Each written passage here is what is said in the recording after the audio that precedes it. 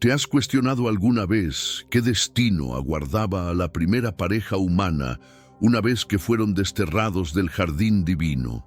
¿Crees sinceramente que su travesía concluyó cuando las puertas celestiales se cerraron tras ellos? ¿O quizás ese momento marcó únicamente el arranque de algo monumental? ¿Será posible que la narrativa bíblica que conocemos representa apenas una pequeña pieza de un rompecabezas infinitamente más vasto y extraordinario? Uno que deliberadamente fue enterrado, amordazado y eliminado de nuestra conciencia colectiva. A lo largo de los siglos, susurros sobre un documento desaparecido han vibrado bajo las capas del pasado. En este momento, después de más de 60 años de silencio, equipos arqueológicos han rescatado pedazos de una escritura ancestral. El manuscrito de la primera pareja, una crónica que permaneció encerrada en criptas faraónicas, está emergiendo otra vez y revoluciona cada concepto que teníamos establecido. Le dieron el nombre de manuscrito de la primera pareja, igualmente reconocido como la lucha entre los primeros humanos y el adversario. Por múltiples generaciones, esta obra yació escondida, extraviada bajo las partículas del tiempo transcurrido, resguardada en el interior del sepulcro de un aristócrata egipcio denominado Tucán-Aean. A pesar de haber sido revelado inicialmente en 1926, se sumergió en el olvido, rechazado por estudiosos, pasado por alto por ministros religiosos y apartado del conjunto oficial de textos eclesiásticos. Sin embargo, en estos momentos, este documento milenario está resucitando nuevamente, y no exclusivamente en ambientes universitarios. Está siendo preparado para una venta pública, transportando realidades durante mucho tiempo olvidadas hacia la claridad actual. ¿Cuál fue la razón de su ocultamiento inicial? ¿Por qué motivo un archivo sagrado conservado durante múltiples siglos, grabado con alertas celestiales y apariciones divinas, sería alejado del altar, callado en nuestras instituciones educativas dominicales? La respuesta es que este manuscrito no meramente complementa la narrativa, estremece las bases fundamentales de nuestro entendimiento previo, revela una confrontación universal entre sumisión y desafío, una confrontación que se originó en el jardín primordial, pero jamás verdaderamente cesó. Esta crónica antigua ocasionalmente recibe el título del Apocalipsis mosaico. Efectivamente, aquel Moisés se consideraba que albergaba una revelación otorgada a él personalmente. Los investigadores proponen que inicialmente fue compartido verbalmente, redactado en un idioma semítico, tan temprano como la primera centuria después de Cristo. Progresivamente fue interpretado al griego, latín, árabe y etíope, dibujando una ruta espiritual a través de culturas, desde las extensiones desérticas africanas hasta las elevaciones del Israel ancestral. Inclusive reverbera en las escrituras del Nuevo Pacto. En la segunda carta a los Corintios 11:3, Pablo alerta a la congregación, expresando: «Mas temo que de alguna manera, como la serpiente sedujo a Eva mediante su sutileza, así vuestros pensamientos sean pervertidos». Pablo no solamente referencia a la serpiente, insinúa una traición más profunda, una no completamente documentada en el Génesis, pero extensamente recordada por la congregación primitiva. Fue catalogado como literatura pseudoepigráfica, un término que los teólogos emplearon para sembrar dudas. Significa falsamente atribuido, como si el libro reclamara autoría divina sin justificación. El manuscrito de la primera pareja no contradice el libro del Génesis, lo perfecciona. El Génesis nos presenta la caída. Este manuscrito nos revela lo que siguió posteriormente, las secuelas, la agonía y la batalla que se desató cuando la primera pareja fue expulsada del paraíso. Relata una historia de supervivencia espiritual, una historia de sufrimiento, tentación y redención que resuena a través del tiempo, especialmente en el alma de la experiencia afrodescendiente. Revela la guerra espiritual que nosotros, como descendientes de Adán, hemos heredado desde el comienzo, una lucha entre luminosidad y tinieblas, entre propósito y desesperación, entre promesa y destierro. Cuando la primera pareja fue expulsada del jardín del Edén, fueron desterrados hacia un mundo desconocido y hostil, sin árboles frondosos, sin luz divina, sin consuelo, únicamente tierra árida, piedra dentada y una oscuridad hueca que devoraba cada uno de sus pasos. Las escrituras y tradiciones ancestrales nos dicen que no fueron enviados hacia el norte, donde fluían aguas purificadoras. No fueron dirigidos hacia el sur, donde vientos fragantes del jardín podrían recordarles la presencia de Dios. No, fueron enviados hacia el occidente, hacia la desolación. Fueron conducidos a un sitio llamado la Caverna de Tesoros. Pero esta caverna no contenía oro, ni gloria, ni luz. Era una prisión de piedra, un lugar de dolor y lamento. Adán observó alrededor de esa caverna y gritó: «Oh Señor, esta caverna es tan oscura, tan estrecha, no hay luz, ni fruto, ni gozo». Estaba abrumado por el peso espiritual de la separación. Era el primer desierto, el primer gueto, el primer lugar de prueba después de que la cobertura divina fuera removida. En este mundo actual, vemos cada vez más personas yendo en contra de los principios tradicionales y parece que lo inmoral está cada vez más presente. Es común sentirse desorientado y sin rumbo. Sin embargo, aún existe un camino para recuperar la verdadera esencia y restablecer los principios éticos en nuestra rutina diaria. Si te sientes perdido en medio de la confusión y deseas más claridad, tenemos algo especial para ti, un recurso creado especialmente para ayudarte a comprender el significado de estos desafíos actuales y enfrentarlos con sabiduría y valentía. Este es el verdadero valor de Caminos de la Revelación, descifrando la Biblia por completo, un camino hacia la claridad y la serenidad a través de sus enseñanzas. Lo mejor de todo es que está disponible ahora, en el primer comentario fijado. No pierdas esta oportunidad de transformar tu vida y descubrir el propósito genuino de estos desafíos. Ahora volvamos al tema principal del vídeo. ¿Cuántos de nosotros hemos vivido en cavernas modernas, lugares despojados de oportunidad, despojados de nutrición, despojados de esperanza? Desde los campos de plantación hasta los barrios urbanos olvidados por los planes de la ciudad, nosotros también hemos sido arrojados a lugares oscuros, no para destrucción, sino para refinamiento. La caverna de Adán era un lugar de llanto, pero también de revelación. Era donde Dios comenzó a enseñarle cómo sobrevivir sin el jardín, cómo orar, cómo arrepentirse, cómo luchar contra la voz del enemigo. Y al igual que Adán, hemos tenido que aprender cómo resistir, cómo mantenernos firmes cuando los sistemas están construidos para mantenernos abajo. ¿Cómo creer cuando el mundo nos dice que nunca fuimos hechos para elevarnos? La caverna de tesoros no era solo la morada de Adán, era nuestra herencia. Representa la condición de cada alma que ha sido separada de la presencia de Dios y el punto de partida de cada jornada de regreso a la redención. La caída no terminó en las puertas del Edén. De hecho, ahí es donde comenzó la verdadera lucha. Satanás no se satisfizo con tentar a Eva en el jardín. Quería destruir completamente lo que Dios había creado. Después de que la primera pareja fue expulsada, el enemigo intensificó sus ataques. Les arrojó rocas, trató de quemarlos vivos, conspiró para quebrantar su fe a través del miedo, el hambre y la confusión. El manuscrito de la primera pareja nos cuenta que Satanás y sus ángeles caídos se transformaron en mujeres radiantes y cautivadoras. Su piel era morena, su belleza incomparable. Emergieron de las orillas del río con elegancia y confianza, gritándole a la primera pareja con sonrisas y palabras dulces.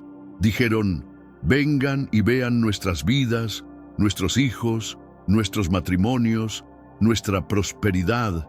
Miren lo que hemos construido. ¿No desean esto también? Estas eran decepciones demoníacas, imágenes falsas de paz, amor y éxito diseñadas para atraer a Adán hacia la rebelión. Y por un momento casi funcionó. Adán quedó hipnotizado, miró a estas mujeres, escuchó sus canciones, vio sus familias falsas y vaciló. Comenzó a cuestionar, ¿estaba Dios ocultando algo? ¿Podría este ser un mejor camino? Pero justo cuando la tentación alcanzó su punto máximo, una voz pequeña y quieta se agitó dentro de él. La palabra de Dios susurró, y ese susurro fue suficiente para alejar a Adán del borde.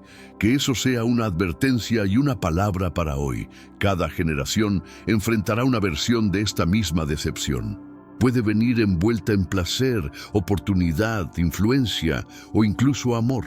Pero si te aleja de la verdad de Dios, es una trampa, un lazo disfrazado como bendición.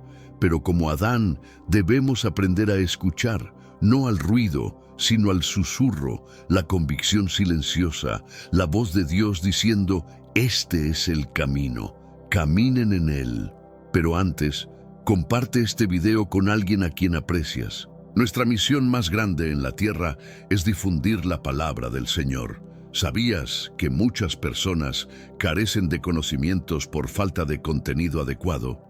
Envíalo a ese grupo de WhatsApp o públicalo en Facebook. Estoy seguro de que no te arrepentirás. Y si te gustan videos como este, comenta abajo, quiero más. Así sabré si realmente lo disfrutas y definitivamente traeré contenido nuevo similar. La primera pareja no se casó en el momento en que dejaron el jardín. No hubo prisa hacia el altar, no hubo unión instantánea. En cambio, esperaron, ayunaron, oraron durante 223 días. Esos son 7 meses y 13 días. Buscaron la dirección de Dios antes de unirse como esposo y esposa. ¿Por qué una espera tan larga? Porque el matrimonio no estaba destinado a ser una reacción a la soledad. Fue diseñado para ser un pacto sagrado, no una conveniencia humana. Dios mismo ordenó su unión, pero solo después de preparar sus corazones. Envió ángeles para entregar regalos de oro, mirra e incienso, no solo como símbolos de riqueza, sino como señales de favor divino. Los mismos regalos traídos a Cristo en su nacimiento fueron dados primero a la primera pareja, prefigurando la sacralidad del matrimonio y su vínculo profético con la salvación. Satanás ya había tratado de engañar a Adán hacia una unión impía. Quería torcer el amor en lujuria, el pacto en compromiso.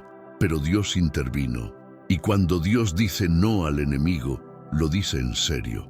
El primer matrimonio no fue construido sobre emoción, apariencia o impulso. Fue construido sobre obediencia, paciencia y oración. Sin embargo, hoy, a menudo tratamos el matrimonio como un contrato, fácilmente quebrado, rápidamente hecho. Pero en el diseño original de Dios, el matrimonio no era solo una ceremonia, era un compromiso espiritual, forjado a través de disciplina y consagración. El manuscrito de la primera pareja no termina con la caída. Continúa con las generaciones que siguieron, revelando verdades que el canon tradicional nunca exploró completamente. Y una de las revelaciones más impactantes, Caín y Abel tenían hermanas gemelas. La gemela de Caín se llamaba Lulúa, hermosa más allá de las palabras. La gemela de Abel era Alía, gentil y favorecida por Dios. Pero cuando Dios ordenó que Caín se casara con Alía y Abel se casara con Lulúa, Caín se rebeló. No quería la voluntad de Dios, quería su propio camino. Los celos lo consumieron. No solo celos del favor de Dios sobre Abel, sino envidia sobre el amor, sobre el destino, sobre la obediencia, y esos celos se volvieron mortales. Caín, el primer asesino, se convirtió en el primer que odió, derramando sangre inocente por lujuria y rebelión. Ya vemos las semillas del conflicto generacional entre carne y espíritu, entre sumisión y desafío. El tercer hijo de Adán, Set, nació para llevar la línea justa. Sus descendientes, llamados los hijos de Dios en Génesis 6, vivieron en pureza en el monte Hermón, apartados de la línea corrupta de Caín. Por generaciones caminaron en santidad, guardando su legado. Pero con el tiempo, la tentación se levantó nuevamente. Los hijos de Caín, ahora cananeos, danzaron al ritmo de música inventada por Genón, un descendiente de Lamec. Sus canciones eran seductoras, sus instrumentos atractivos, sus caminos tentadores. Y los hijos de Dios abandonaron la montaña sagrada, abandonaron su llamado, se casaron con las hijas de Caín. El resultado, el nacimiento de los Nefilim, gigantes, guerreros, abominaciones que llenaron la tierra de violencia, como se registra en Génesis, el libro de Enoc y Jubileos. Cada vez que la santidad es comprometida, la destrucción sigue, igual que nosotros, los hijos de la diáspora, cuando nos alejamos del Dios de nuestros ancestros, tentados por dioses extranjeros, poderes extranjeros y deseos extranjeros. Esto no se trata solo de la primera pareja. Se trata de nosotros, los descendientes de un pueblo que ha sido empujado hacia cavernas, despojado de identidad y enseñado a olvidar. Pero si el enemigo hizo tales esfuerzos para enterrar este libro, para etiquetarlo como pseudoepigráfico, para mantenerlo fuera de tu Biblia y fuera de tu púlpito, entonces, ¿qué estaban tratando de ocultar? Que eres elegido, que cargas autoridad divina, que vienes de una línea espiritual real. Y si la mayor amenaza para las tinieblas eres tú, recordando quién eres, Dios está llamando a su remanente, hijos e hijas afrodescendientes, levántense. Es tiempo de reclamar lo que se perdió, de levantarse de la caverna, de restaurar la montaña, de caminar en verdad. Si este mensaje despertó algo en ti, dale like a este video, compártelo con tu familia y, más importante, suscríbete a nuestro canal para más verdades ocultas, sabiduría antigua y la perspectiva bíblica audaz que no predican desde el púlpito. Oremos. Señor Jesús, guíanos de la caverna al jardín. Recuérdanos quiénes somos, tus elegidos, tu remanente real. Restaura nuestra fuerza, renueva nuestro propósito y despierta nuestra identidad a través de cada desierto. Que caminemos en verdad, nos levantemos en poder y regresemos a tu presencia divina. Amén. Gracias por mirar, por escuchar y por caminar este sendero con nosotros. Y siempre recuerda, no fuiste hecho para la caverna, fuiste hecho para el jardín.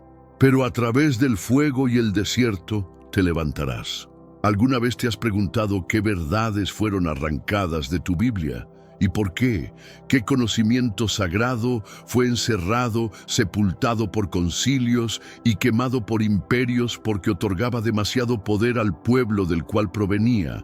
Antes de que Roma decidiera que era sagrado, antes de que los misioneros europeos reformaran la fe para encajar en su imagen, existía Etiopía. Alto en las montañas del África Oriental, la Iglesia Ortodoxa Etíope preservó un libro que el cristianismo occidental rechazó. Un libro tan poderoso que habla de ángeles que cayeron del cielo, tomaron esposas humanas y engendraron una raza de gigantes que casi destrozó la creación. El libro de Enoc. El Génesis solo lo insinúa, Etiopía lo declaró. Esto no es leyenda, esto no es mito.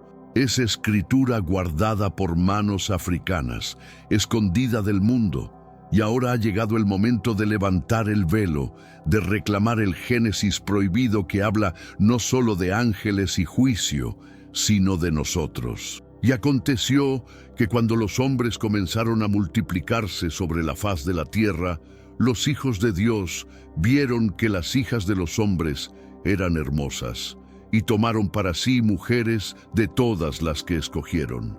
Este versículo ha sido leído por generaciones, citado en púlpitos, estudiado en clases bíblicas, mencionado de pasada. Pero muy pocos han verdaderamente captado lo que significa, porque el Génesis nos da solo un susurro, un vistazo fugaz, casi como si tuviera miedo de hablar la verdad completa. Pero en Etiopía, ese susurro se convierte en rugido. Preservado por miles de años en Ge'ez, la lengua litúrgica sagrada de la Iglesia Ortodoxa Etíope, hay un libro que el mundo occidental trató de olvidar, el libro de Enoc. Mientras Europa perdió fragmentos esparcidos en griego y arameo, Etiopía tenía el texto completo, íntegro e intocado. En este relato, los ángeles no son solo mensajeros celestiales, son vigilantes o irín en el idioma Ge'ez.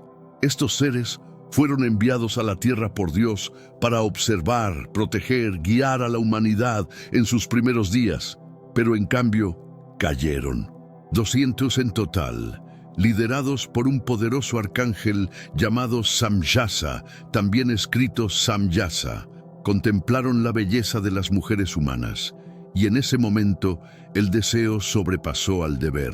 No simplemente admiraron, actuaron, y lo hicieron conociendo el costo. Unidos por un juramento sagrado y rebelde, estos ángeles hicieron un pacto para cometer lo impensable, cruzar la frontera entre lo divino y lo mortal, tomar esposas de entre las hijas de los hombres, acostarse con ellas, producir vida, y de esta unión antinatural nació una nueva raza, gigantes. Eran enormes, hambrientos sin razón, violentos sin restricción, criaturas demasiado grandes para la tierra, demasiado corrompidas para el cielo. No pertenecían a ningún mundo, y sin embargo dominaron este. Pero la caída de los vigilantes se convirtió en algo mucho más oscuro. Estos ángeles, una vez guardianes de misterios divinos, comenzaron a enseñar a sus amantes humanas artes prohibidas, la forja de espadas y armas, los secretos de la astrología y adivinación, los encantamientos de brujería y seducción, los misterios de raíces, pociones y hechicería, el conocimiento corruptor de alquimia y guerra. Lo que comenzó como desobediencia se convirtió en contaminación espiritual. Los vigilantes infectaron a la humanidad con un conocimiento que nunca fue destinado para mentes mortales. Introdujeron herramientas que llevarían a derramamiento de sangre, confusión y caos. Contaminaron el orden divino de la creación misma, y el cielo observó con tristeza y con ira. Incluso mientras el caos se extendía por la tierra, incluso mientras los gigantes vagaban por la tierra y los cielos se entristecían, Dios no había abandonado su creación. Levantó a un hombre, no un guerrero, no un rey, sino un profeta, un escriba, un visionario. Su nombre era Enoc. Enoc, el bisabuelo de Noé, caminó con Dios tan cerca, tan fielmente, que fue tomado de la tierra sin probar la muerte. Génesis 5:24. Pero en la tradición etíope, Enoc es más que un hombre santo. Es central al drama cósmico que se desarrolla. En el libro de Enoc, preservado en el antiguo idioma Ge'ez y canonizado por la Iglesia Ortodoxa Etíope, Enoc es elegido por Dios para convertirse en el mensajero del juicio celestial. Es llevado a los reinos celestiales. Viaja más allá de las estrellas, pasando los dominios angélicos hasta que se para ante el mismo trono de Dios. Allí recibe una misión que ningún otro hombre había recibido jamás: interceder entre el cielo y los caídos, confrontar a los vigilantes, declarar la sentencia del Todopoderoso. Dios envía a Enoc de vuelta a la tierra para entregar juicio. Escribe cartas, mensajes dictados divinamente a los ángeles caídos. En ellas hace claro el mensaje: su petición es negada. Sus hijos, los Nefilim, perecerán y ustedes serán atados en cadenas bajo las montañas de la tierra hasta el día final del juicio.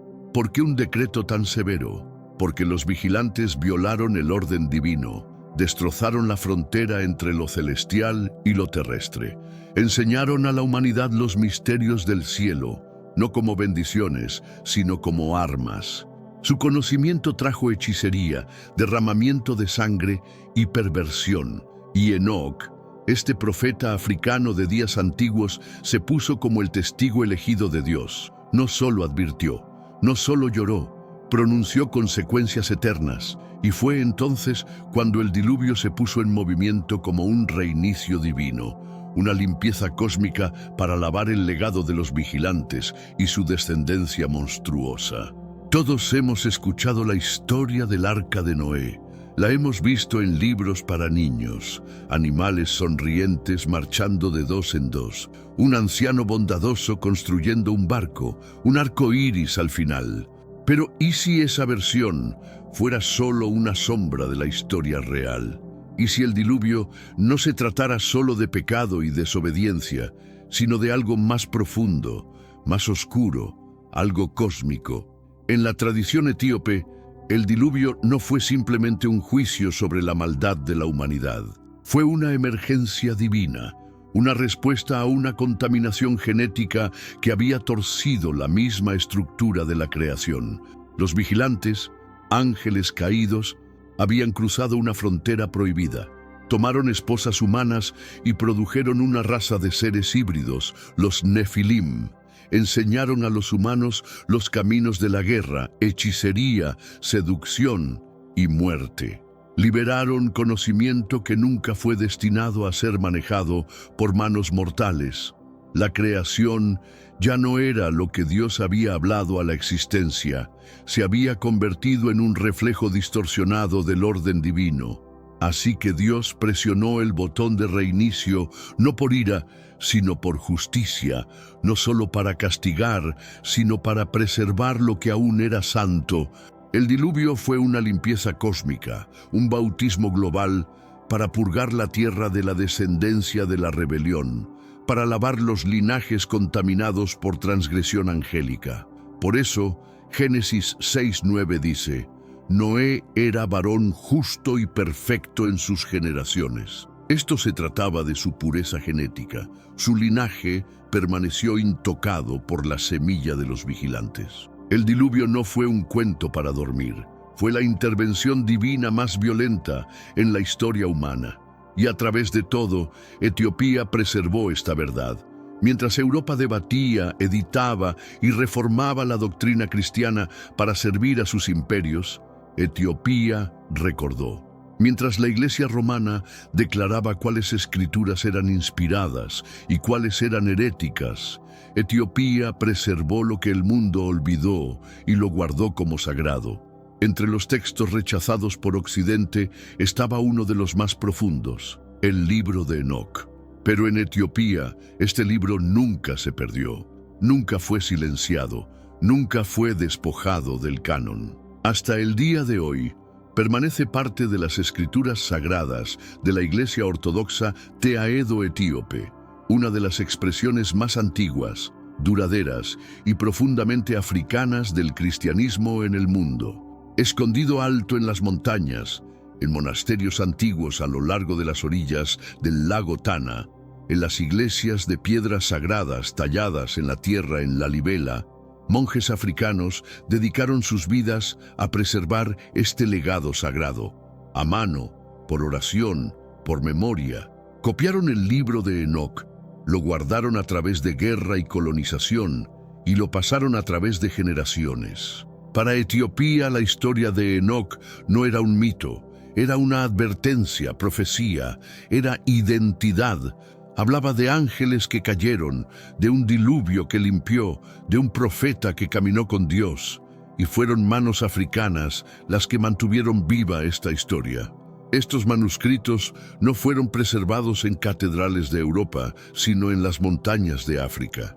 No fueron traducidos por teólogos blancos, sino escritos y protegidos por monjes africanos, guiados por visiones, enraizados en tradición oral, y moldeados por una conciencia cósmica que corre profunda en la espiritualidad africana. Te estarás preguntando, ¿por qué importa esta historia antigua ahora? ¿Por qué deberíamos nosotros, en la era de teléfonos inteligentes y satélites, preocuparnos por ángeles caídos, gigantes y un profeta llamado Enoc?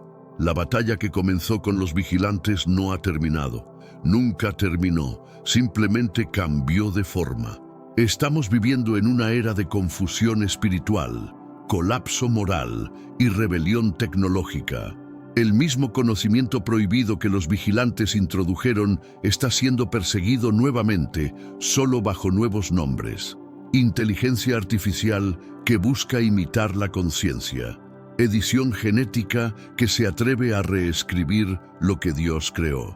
Transhumanismo que sueña con hacer al hombre inmortal sin el espíritu. Armas de destrucción masiva que pueden eliminar naciones enteras con el empuje de un botón. Estamos manipulando lo sagrado, cruzando fronteras divinas, alcanzando una vez más poder que no es nuestro para sostener. El espíritu de los vigilantes aún camina entre nosotros. Susurra a través de ciencia sin alma. Se mueve a través de política sin propósito. Opera a través de codicia disfrazada como progreso. Y una vez más, la humanidad se para en una encrucijada. La pregunta es la misma ahora como lo fue entonces. ¿Obedeceremos el orden divino o nos rebelaremos contra él? El libro etíope de Enoc es más que historia, es profecía. Nos advierte no solo sobre lo que fue, sino sobre lo que es y lo que será. Habla a cada generación tentada a jugar a ser Dios, a cada sociedad que olvida dónde reside el verdadero poder, a cada alma que debe elegir entre justicia y rebelión. Esta historia es nuestra. El libro de Enoc no fue olvidado. Etiopía lo guardó para nosotros. Para un tiempo como este, un tiempo cuando el engaño viste la túnica de la religión, cuando la tradición ha reemplazado la verdad, cuando creyentes africanos alrededor del mundo finalmente están preguntando, ¿qué más nos han ocultado? Ahora es el momento de levantarse, de reclamar lo que fue robado, de caminar audazmente en la verdad que nuestros ancestros guardaron con sus vidas. ¿Y si todo lo que te han contado sobre el fin del mundo fuera una mentira? Mira alrededor. Guerras rugiendo, incendios forestales ardiendo, pandemias extendiéndose, IA reemplazando humanos, gobiernos vigilando cada uno de tus movimientos, precios de comida escalando y multimillonarios jugando a ser Dios. Se siente como una película de ciencia ficción, ¿verdad? Pero ¿y si te dijera que todo esto fue predicho hace miles de años? El libro del Apocalipsis. Por siglos la gente ha temido este libro. Bestias, lunas de sangre, estrellas cayendo, juicio y fuego. Pero, ¿y si lo hemos entendido mal todo? Porque enterrado en sus símbolos y caos hay algo más profundo. Una advertencia cósmica, un espejo espiritual y un llamado a levantarse. Y si miras de cerca, incluso encontrarás el regreso de un Mesías africano. Ojos como fuego, voz como trueno. Así que quédate conmigo, porque una vez que veas lo que realmente está oculto en este libro, nunca verás el mundo de la misma manera. Regresemos. Antes del caos, antes de las trompetas, antes de las bestias, antes de que el mundo comenzara a desenredarse en las páginas de la profecía, había un hombre llamado Juan. Era viejo, aislado, exiliado a la isla rocosa de Patmos, dejado allí para morir bajo persecución romana. Sin iglesia, sin multitud, sin púlpito, solo silencio y el espíritu. Y allí sucede algo extraordinario. Juan escribe: yo estaba en el Espíritu en el día del Señor, y oí detrás de mí una gran voz como de trompeta. Se vuelve y de repente la realidad misma comienza a fracturarse. Vi a uno semejante al Hijo del Hombre.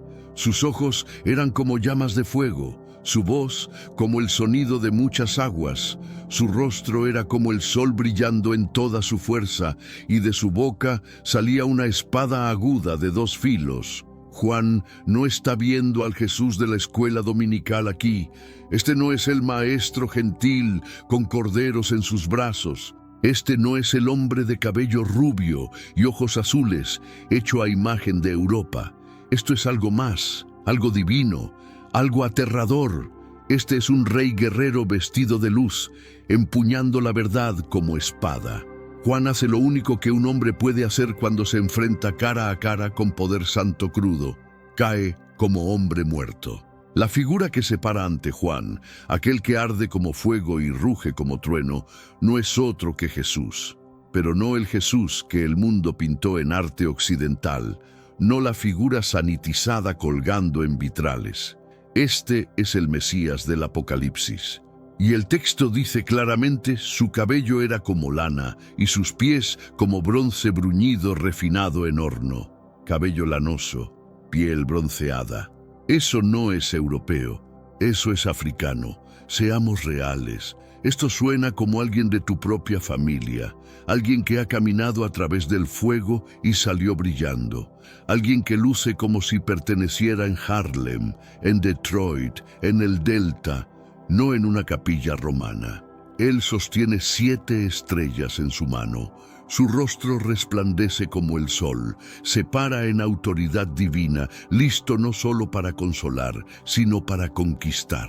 Y habla no suavemente, sino con mando.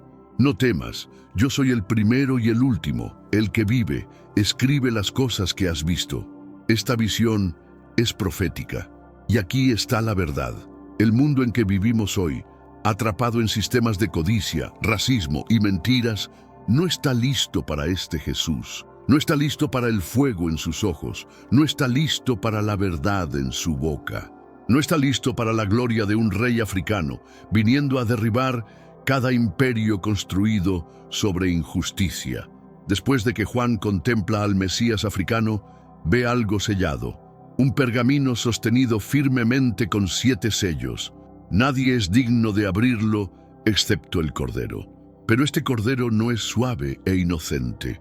Este es un Cordero inmolado con 7 cuernos y 7 ojos, símbolo de poder divino y vista perfecta, y cuando comienza a romper los sellos, se desata el infierno. El primer sello libera el caballo blanco. Su jinete lleva un arco y se le da una corona. Sale conquistando y para conquistar. El segundo sello trae el caballo rojo, guerra. Desde guerreros africanos forzados a cadenas, hasta cuerpos perdidos en el Atlántico, hasta drones modernos soltando fuego. La sangre nunca ha parado de fluir. El tercer sello se abre. Un caballo negro cabalga. Hambruna, escasez. 1/4 de trigo cuesta el salario de un día. Luego viene el caballo pálido, su jinete llamado Muerte. Y detrás de él, Hades, 1/4 parte de la tierra consumida por espada, hambruna, plaga y bestias salvajes. Muerte masiva, crisis global. Pero es el 5.º sello el que golpea el corazón. Juan oye a los mártires gritar: ¿hasta cuándo, Señor? Hasta que vengues nuestra sangre. Desde turbas de linchamiento hasta cadenas de prisión, nuestro pueblo ha gritado ese mismo grito. Y luego el 6.º sello se rompe y el cielo comienza a colapsar. Terremotos, lunas de sangre, estrellas caen como fuego, montañas se desvanecen, islas huyen. Justo cuando piensas que el caos no puede empeorar, justo antes de que el 7.º sello se rompa, todo se detiene. Una pausa divina, y en ese silencio aparecen ángeles sellando a un grupo de personas con una marca en sus frentes. El número 144.000 de cada tribu de Israel. Pero ¿quiénes son realmente? La mayoría lee esto y piensa en israelitas antiguos hace mucho tiempo, pero hagamos una pregunta más profunda. ¿Y si este número no se trata solo de linajes sanguíneos, sino de destino? ¿Y si estas tribus aún existen, no en templos o libros de texto, sino esparcidas por la tierra, escondidas a plena vista? ¿Y si fueron secuestradas, colonizadas, renombradas y reformuladas? ¿Y si el mismo pueblo que fue despojado de su identidad, vendido en esclavitud, golpeado por hablar su propio idioma, son los descendientes de esas tribus? ¿Y si somos nosotros, sangre africana, raíces hebreas, linaje olvidado, elegidos pero robados? Justo cuando piensas que los sellos fueron aterradores, la siguiente fase comienza: las trompetas. Y cuando estas trompetas comienzan a sonar, la tierra se vuelve loca. La primera trompeta suena, y fuego mezclado con sangre llueve del cielo. Los bosques arden, las cosechas se desvanecen, el humo ahoga la tierra. La segunda trompeta, Una montaña en fuego se estrella en el mar, un tercio de los océanos se vuelve sangre, la vida marina muere, los barcos son destruidos. Luego viene Ajenjo, una estrella ardiente que cae del cielo, envenena los ríos, el agua potable se convierte en muerte, colapso ambiental, lluvia nuclear, guerra química. Tú decides. Siguiente. El cielo se oscurece, un tercio del sol, luna y estrellas se oscurecen, el tiempo se rompe, el ritmo del día y la noche se destroza, y justo cuando piensas que no puede empeorar, vienen las langostas. Pero estas no son insectos, tienen rostros humanos, cabello de mujer, dientes de león y colas de escorpión, demoníacas, no matan, atormentan, 5 meses de agonía. La gente ruega morir, pero la muerte no responde, y luego viene una caballería demoníaca de 200 millones montando bestias que respiran fuego, humo y azufre. Un tercio de la humanidad eliminada, pero incluso después de todo este juicio, todo este horror, la gente aún no se arrepiente. Ahora llegamos a la parte que ha atormentado a la gente por siglos, la que incluso los no creyentes conocen de memoria y hace que a todos, pequeños y grandes, ricos y pobres, libres y esclavos, se les ponga una marca en la mano derecha o en la frente para que ninguno pueda comprar ni vender, sino el que tenga la marca de la bestia. 666. Este único número ha despertado miedo y obsesión sin fin.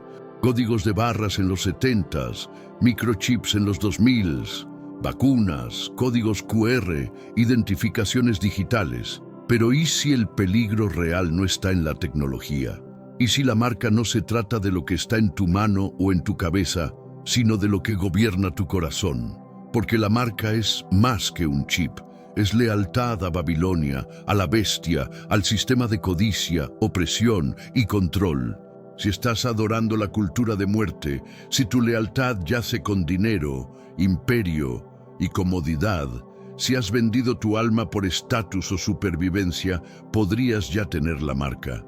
Mira, la bestia no solo quiere marcarte físicamente, quiere tu obediencia, tu silencio, tu adoración. Y eso nos lleva directo al siguiente capítulo.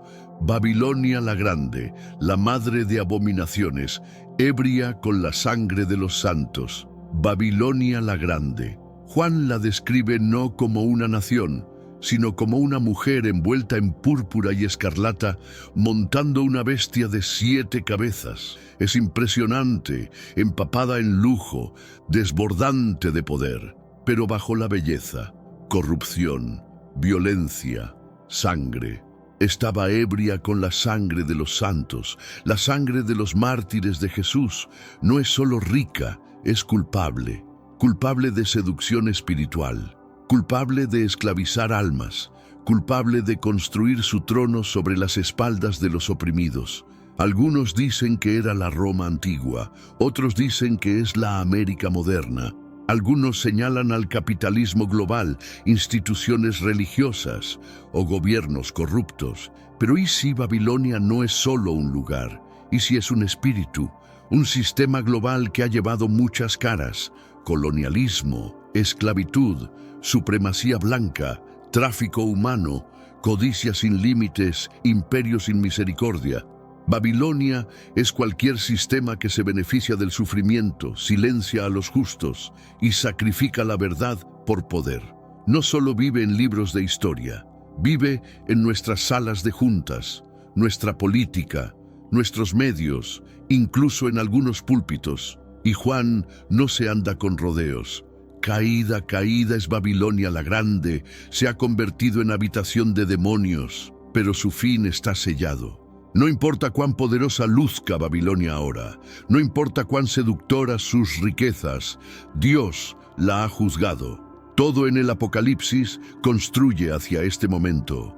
La bestia, el falso profeta y los reyes de la tierra, todos se unen. Reúnen sus ejércitos en un lugar llamado Armagedón, listos para la guerra. Piensan que están a punto de aplastar el plan del cielo de una vez por todas. Pero entonces Vi el cielo abierto, y he aquí un caballo blanco, y montando ese caballo, el Mesías africano regresando en fuego y gloria. Sus ojos resplandecen como llamas, una espada procede de su boca, un arma de verdad divina, y escrito en su manto y en su muslo hay un nombre que silencia a cada imperio: Rey de reyes, Señor de señores. Los ejércitos de la bestia son aplastados. El falso profeta es capturado. La bestia es arrojada al lago de fuego, y Satanás mismo es atado y encerrado por 1000 años. Después de todo, Juan ve algo nuevo. Entonces vi un cielo nuevo y una tierra nueva, porque las primeras cosas pasaron. El dolor terminó, la guerra acabó, el viejo mundo de imperio, opresión, sufrimiento se fue, y por primera vez la paz no es solo prometida, está aquí. Dios entra no como juez, sino como sanador. Él enjugará toda lágrima de los ojos de ellos, y ya no habrá muerte, ni habrá más llanto, ni clamor, ni dolor, porque las primeras cosas pasaron. Por primera vez desde el Edén, la creación está completa. Luego Juan la ve, la nueva Jerusalén, descendiendo del cielo como una novia, brillando en pureza y poder. Una ciudad de luz, una ciudad de justicia, donde las puertas nunca se cierran, donde las naciones son sanadas, donde no hay templo, porque Dios es el templo. El Apocalipsis termina con una promesa de que el mal será derrotado, que las lágrimas serán secadas, que los oprimidos serán levantados, que los fieles estarán en casa. Pero también termina con una advertencia: no hay resurrección sin arrepentimiento, no hay cielo nuevo sin dejar ir el viejo yo. Estamos viviendo en un momento de apocalipsis. Los viejos sistemas se están sacudiendo, las mentiras se están agrietando, la verdad está surgiendo. Y el Mesías africano, ojos como fuego, voz como trueno, nos está llamando a despertar, a levantarnos, a derribar Babilonia en nuestras mentes y hacer espacio para la nueva Jerusalén en nuestras almas. Esto no es el fin, es el comienzo de un nuevo pueblo, una nueva visión y un nuevo tú. Así que ahora te dejo con esto. ¿Estás listo para ver? ¿Estás listo para levantarte?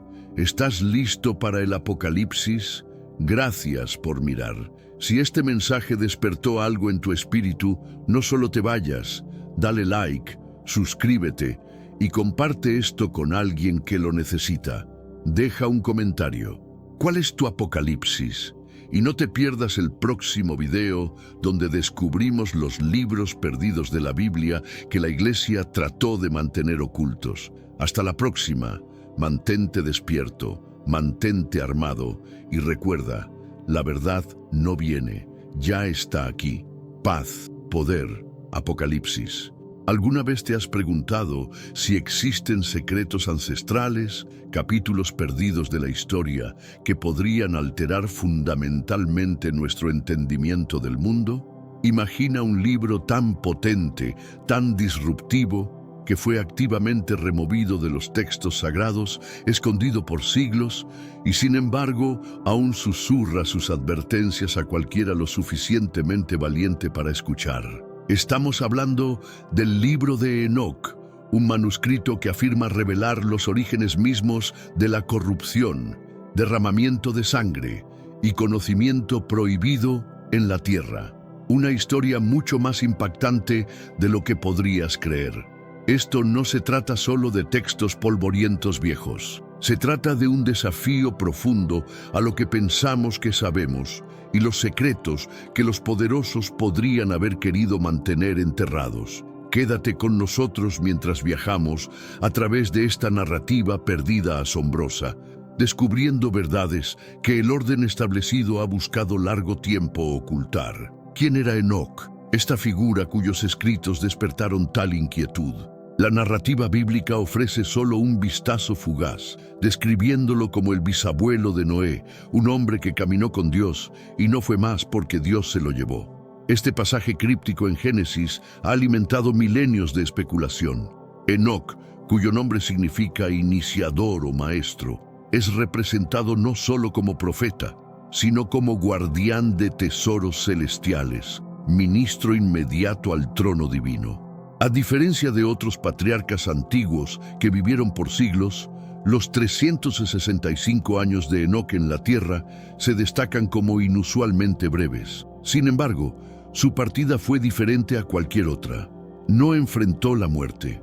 Algunas tradiciones antiguas incluso lo vinculan al misterioso rey sacerdote Melquisedec, sugiriendo una significancia mucho más profunda de lo que comúnmente se enseña. Padres de la Iglesia primitiva, figuras como Justino Mártir y Clemente de Alejandría, una vez sostuvieron a Enoc en alta estima, a menudo citando su libro como escritura. Esto revela un contraste marcado con su exclusión posterior. La ausencia de los escritos de Enoc de nuestras escrituras oficiales ha sido explicada, a menudo sugiriendo que textos apócrifos llenan vacíos donde la escritura oficial permanece silenciosa o misteriosa. Pero ¿se trata verdaderamente de llenar vacíos o de revelar verdades incómodas que simplemente eran demasiado para las masas o quizás demasiado amenazantes para aquellos en el poder? Enoc fue acreditado con inventar la escritura y astrología, comunicador con lo divino, maestro religioso y sabio. Su partida única de la tierra, no ha visto muerte, ha llevado a teorías de que fue traducido vivo a un reino celestial, quizás convirtiéndose en un ser angélico él mismo. Esta relación extraordinaria con lo divino insinúa un conocimiento mucho más allá de la comprensión mortal, conocimiento que eventualmente sería considerado demasiado peligroso para la humanidad. El libro de Enoc, escrito a través de siglos, con sus secciones más tempranas datando alrededor del 300 a.C., desapareció de los cánones bíblicos judíos y cristianos en los primeros siglos de la era común. ¿Por qué este manuscrito profundo, una vez reverenciado por muchos, se volvió prohibido? Las respuestas yacen dentro de sus revelaciones inquietantes. Desde su misma apertura, el libro de Enoc emite una advertencia severa a la humanidad y a los ángeles caídos que corrompieron la tierra. Habla de juicio divino, de libertinaje, derramamiento de sangre y hechicería. Un mundo sumergido en caos por fuerzas más allá de la comprensión humana. Esta no era la historia simple del pecado humano. Era un drama cósmico, una explicación detallada para los males que plagaron el mundo prediluviano. Quizás el aspecto más inquietante para las instituciones religiosas establecidas era el relato explícito del libro sobre los ángeles caídos, conocidos como los vigilantes. Estos seres celestiales, se nos dice, descendieron a la tierra, tomaron mujeres humanas como esposas y, más controvertidamente, revelaron secretos celestiales prohibidos a la humanidad: conocimiento de espadas, cuchillos, corazas, metales, piedras preciosas, encantamientos, astrología e incluso el curso de la luna. Estos no eran desarrollos humanos naturales, sino regalos de estos instructores celestiales corruptos. Tales revelaciones podrían socavar la autoridad única de la Iglesia sobre el conocimiento divino y la narrativa del progreso humano. Además, el libro contenía profecías concernientes a Cristo mismo, detalles que podrían haber entrado en conflicto con interpretaciones teológicas posteriores. El libro de los vigilantes, formando la sección inicial del manuscrito de Enoc, establece el escenario para un mundo en espiral hacia la ruina. Datando aproximadamente al 300 a.C., describe vívidamente la caída de los vigilantes, cuya unión ilícita con mujeres humanas engendró a los Nefilim, gigantes que causaron destrucción y consumieron los recursos de la humanidad. El libro abre con Enoc, un hombre justo cuyos ojos fueron divinamente abiertos para prever eventos destinados no para su generación, sino para una futura.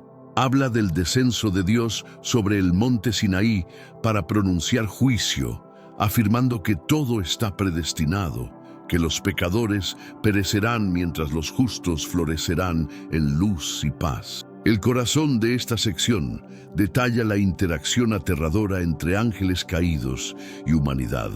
200 vigilantes liderados por Samyasa descendieron sobre el monte Hermón, jurando un juramento para perseguir sus deseos prohibidos. Samyasa, temiendo cargar el pecado solo, convenció a los otros de atarse por maldiciones mutuas a su pacto oscuro. Su unión impía resultó en el nacimiento de gigantes monstruosos, alcanzando 300 codos de altura que devoraron todas las ganancias humanas, sumergiendo la tierra en un infierno real y caos. Más inquietante aún, estos ángeles caídos no solo cometieron actos físicos de corrupción, también enseñaron a los humanos artes decadentes y peligrosas. Azael, un vigilante prominente, instruyó a la humanidad en la fabricación de armas, espadas, cuchillos, escudos y el trabajo de metales, llevando a maldad generalizada y decadencia moral. Otros, como Semjaza, enseñaron encantamientos, mientras Baraquiel enseñó astrología, Cocabel las constelaciones y Sariel el curso de la luna. Esta fue una subversión directa del orden divino, proporcionando a la humanidad conocimiento para el que no estaba lista, llevando a su corrupción moral y física. Las acciones de los vigilantes provocaron que los arcángeles Miguel, Uriel, Rafael y Gabriel apelaran a Dios, llevando al juicio divino que culminaría en el gran diluvio. Dios ordenó a Uriel advertir a Noé del cataclismo inminente e instruyó a Rafael a apresar a Azael, Gabriel lidiar con los Nefilim y Miguel atar a los ángeles caídos restantes. Más allá de la narrativa de los vigilantes, los escritos de Enoc se sumergen en profecías, leyes cósmicas y conceptos teológicos profundos. Los capítulos 37 al 71, conocidos como el libro de parábolas, expanden sobre los temas de juicio final y escatología, no solo para los ángeles caídos, sino para reyes terrenales malvados. Lo que verdaderamente se destaca en esta sección es el uso consistente del término Hijo del Hombre para describir un héroe escatológico, una figura justa, elegida y mesiánica destinada a sentarse en un trono de gloria en el juicio final. Esto marca uno de los primeros usos conocidos de este título específico en escritura hebrea, sugiriendo una influencia fundacional potencial en el entendimiento y uso cristiano temprano del término, insinuando profecías sobre Cristo mucho más temprano y más explícitamente de lo típicamente creído. El libro astronómico, reconstruido de fragmentos encontrados en Qumran, revela los viajes celestiales de Enoc, guiado por el arcángel Uriel.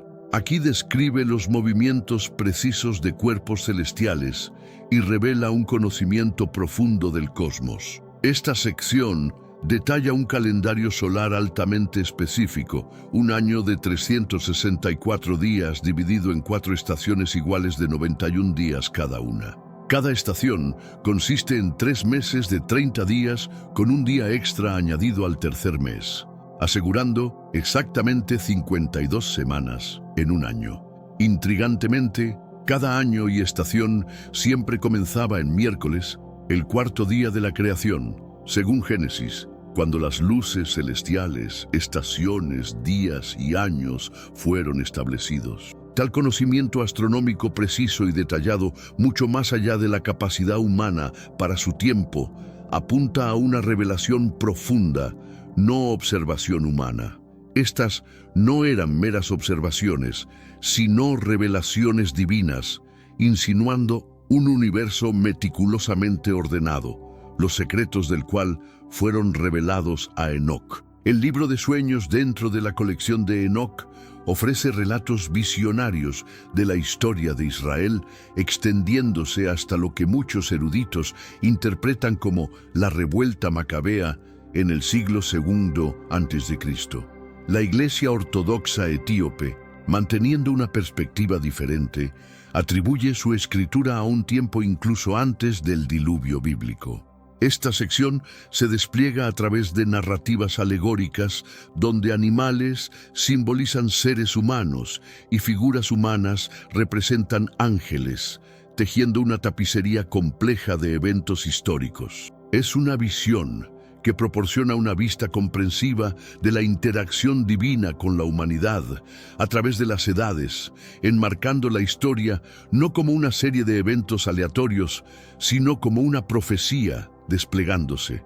Luego está el mensaje de Enoc, datado alrededor del 170 a.C., dividido en 5 subsecciones distintas que conectan pasado, presente y futuro.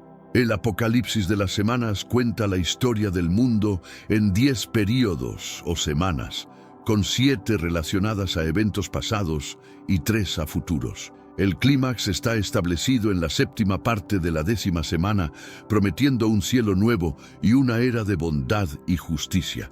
Siguiendo esto hay una exhortación, una serie breve de instrucciones morales de Enoc a su hijo Matusalén.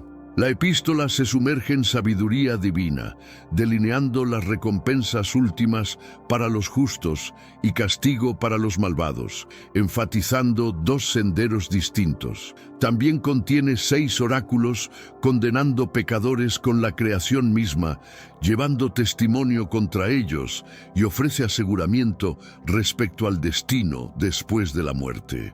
Un apéndice intrigante, el nacimiento de Noé, separado por una línea en blanco en los fragmentos de Qumran, describe el diluvio venidero y Noé, quien nace con apariencia angélica.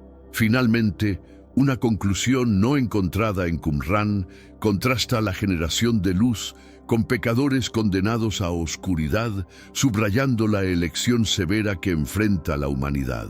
Estas visiones históricas y proféticas detalladas ofrecen una continuidad del plan divino, pero también presentan una perspectiva única que puede haber chocado con doctrinas religiosas establecidas. Considerando la profundidad y alcance de su contenido, la pregunta resurge: ¿por qué fue este libro bíblico antiguo descuidado e incluso prohibido por religiones oficiales? Una razón, como hemos explorado, es su advertencia de apertura de juicio divino, una descripción severa del destino que aguarda a aquellos considerados indignos de salvación. Más profundamente, desnuda la génesis impactante de los gigantes sedientos de sangre, los Nefilim, vinculando explícitamente su existencia a los ángeles caídos y enmarcándolos como la justificación misma para el gran diluvio. Mientras Dios advirtió y salvó a Noé, los relatos de los viajes de Enoc a través de reinos celestiales, detallando poderes celestiales y el destino cruel que aguarda a los depravados, probablemente presentó un problema para la autoridad emergente de la Iglesia.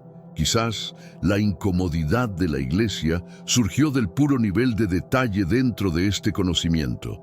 Podría ser que algunos hechos eran simplemente demasiado inconvenientes, demasiado desafiantes a las narrativas, siendo cuidadosamente construidas. El libro habla directa y abiertamente sobre seres extraños con tecnología avanzada visitando la Tierra, compartiendo esta tecnología con su descendencia híbrida, llevando a detrimento inmenso para la humanidad. Describe con claridad escalofriante cómo y por qué toda evidencia de esto fue supuestamente eliminada por el gran diluvio.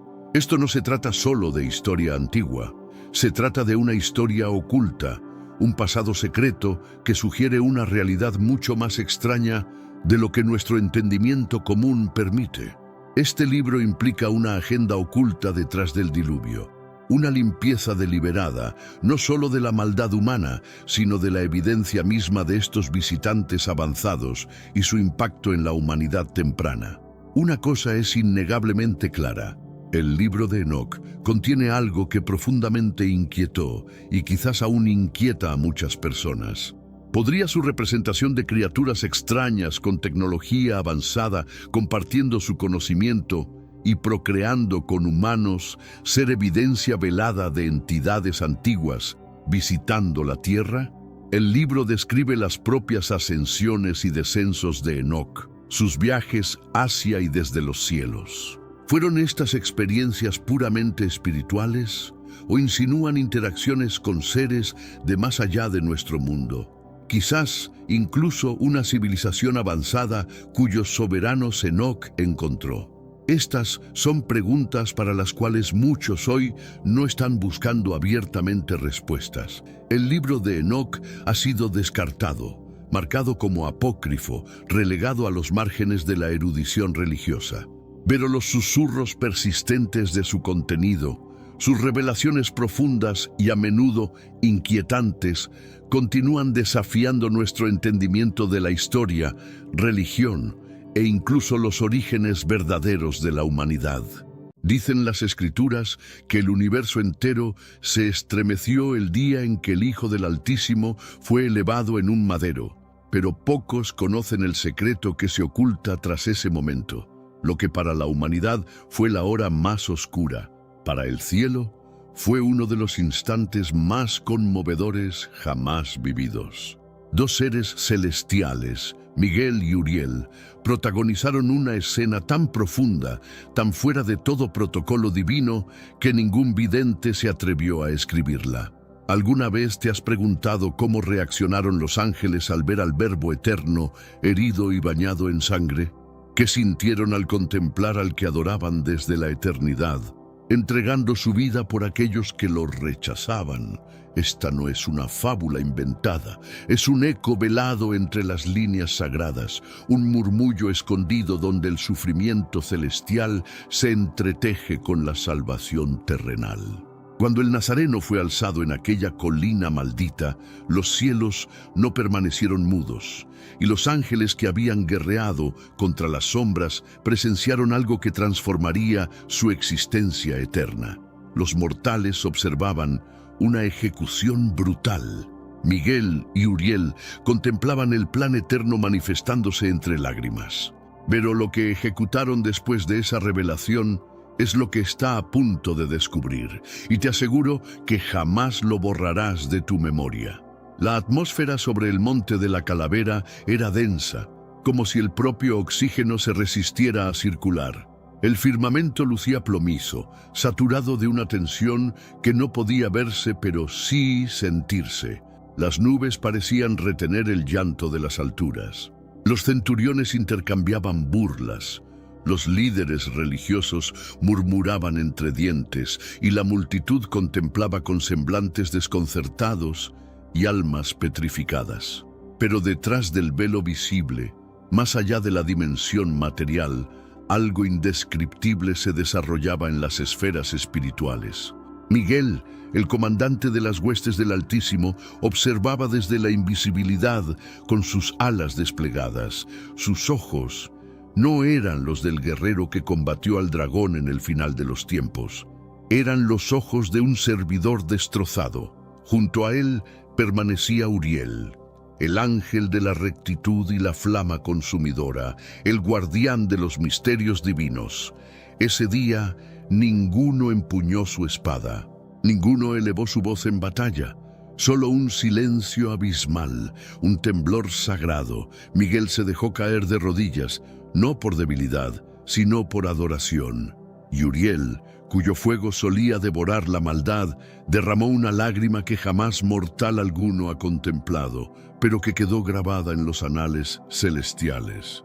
¿Puedes concebir el tormento de aquellos que jamás conocieron la transgresión al ver al santo siendo tratado como un maldecido?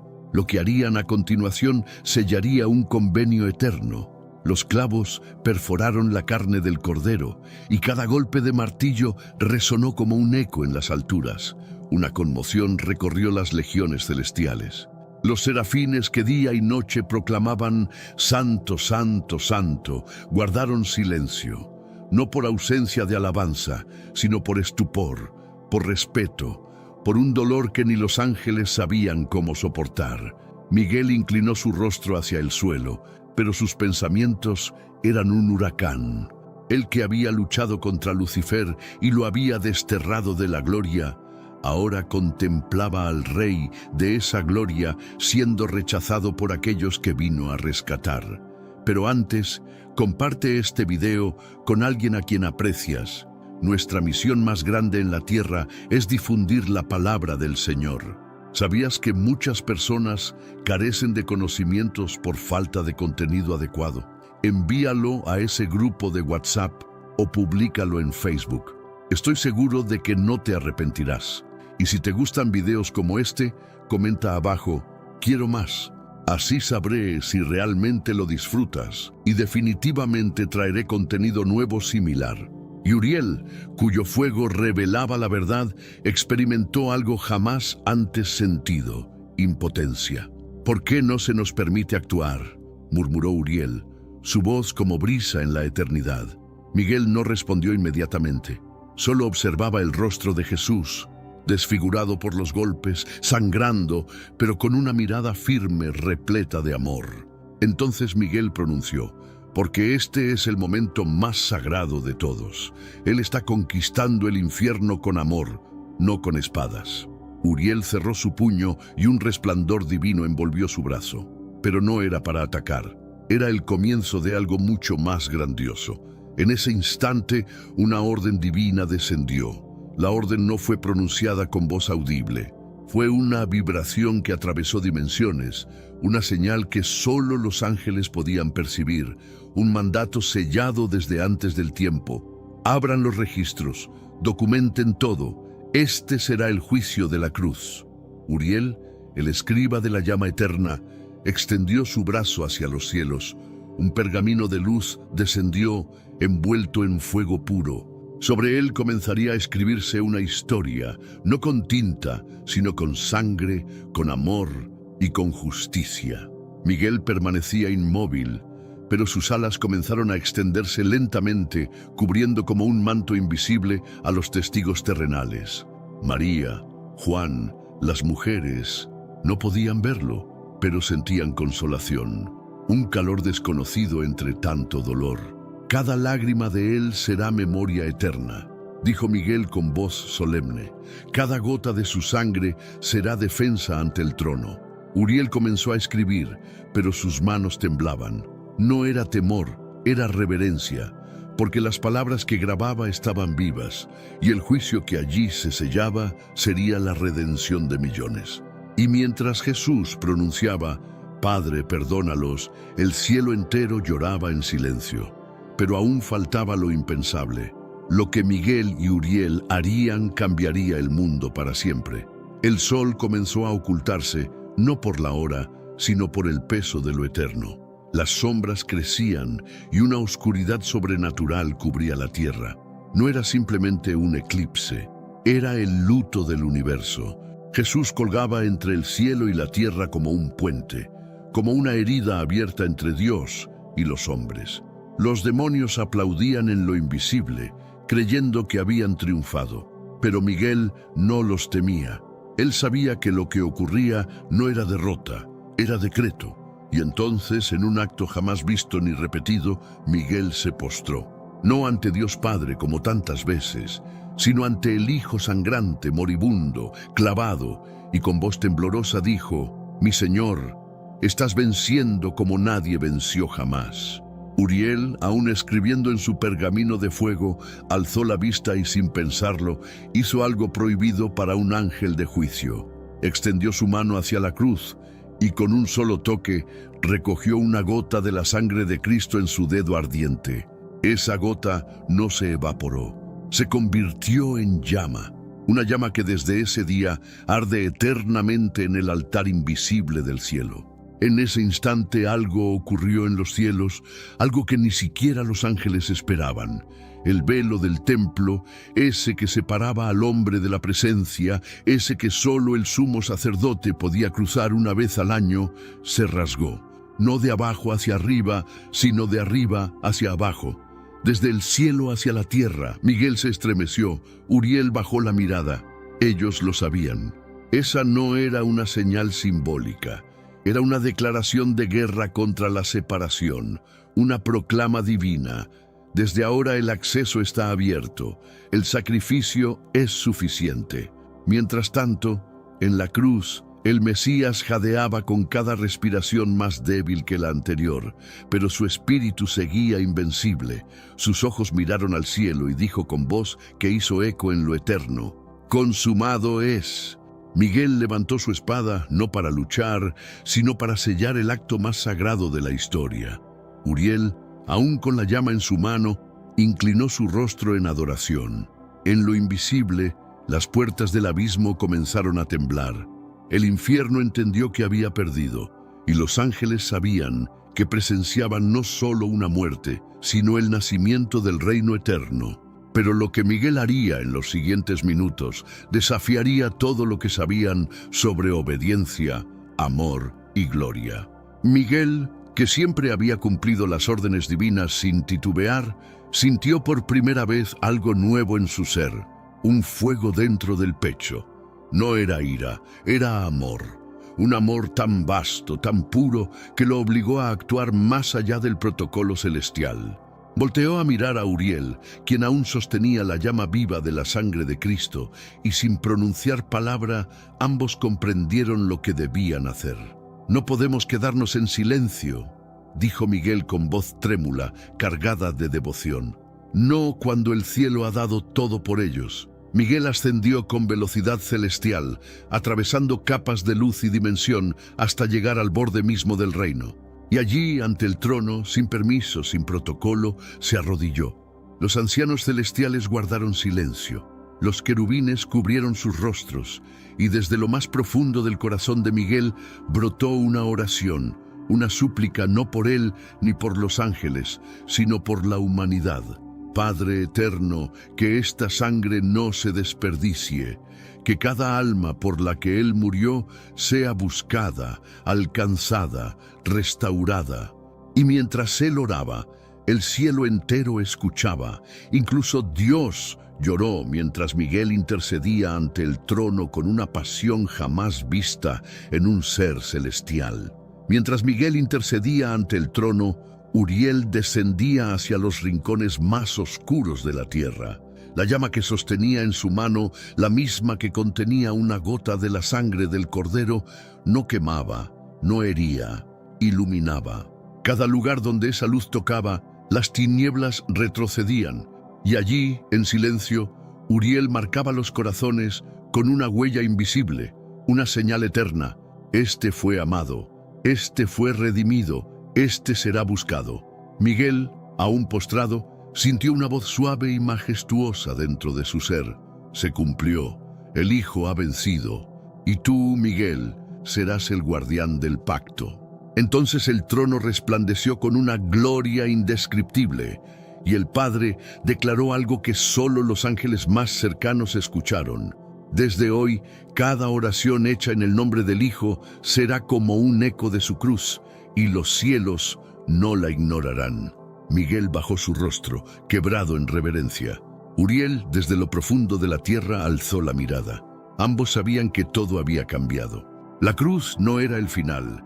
Era la llave que había abierto el reino de los cielos, y aún faltaba la escena más gloriosa.